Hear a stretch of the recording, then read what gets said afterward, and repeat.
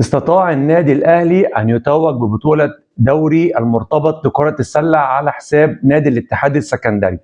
قبل ما اتكلم عن المباراة حابب اوضح الاول يعني ايه دوري المرتبط. دوري المرتبط يعني كل نادي بيشترك بفريقين، الفريق الاول والفريق الشباب اللي هو تحت الفريق الاول.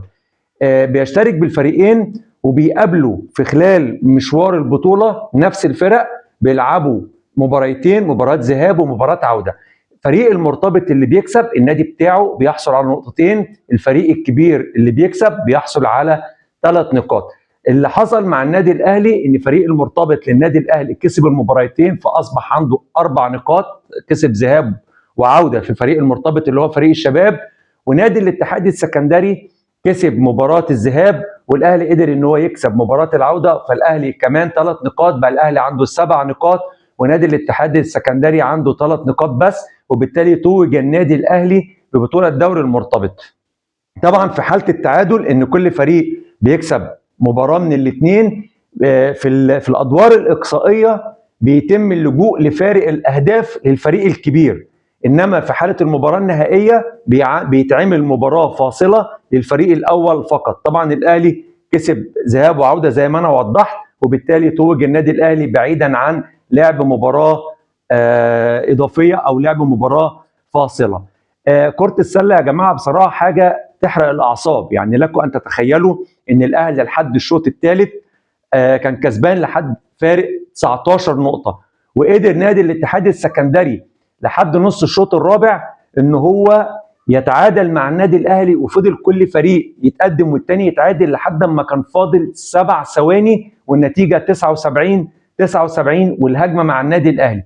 قدر النادي الاهلي ان هو يجي له رميتين حرتين يحرزهم واصبحت النتيجه 81 وتترد الهجمه وكان فاضل 5 ثواني للنادي الاتحاد السكندري، وقدر ان هو يحرز رميه واحده بس وما احرزش الثانيه لانه حصل على رميتين حريتين، وبالتالي اصبحت النتيجه 81 وقدر النادي الاهلي ان هو يحصل على رميتين وكان فاضل تقريبا ثانيه او ثانيتين، احرزهم النادي الاهلي لتنتهي المباراه بفوز النادي الاهلي بنتيجه 83 واستطاع ان هو يحرز لقب البطوله للسنه الخامسه على التوالي. بصراحه فريق نادي الاتحاد السكندري نادي قوي جدا وفريق محترم على مستوى كره السله.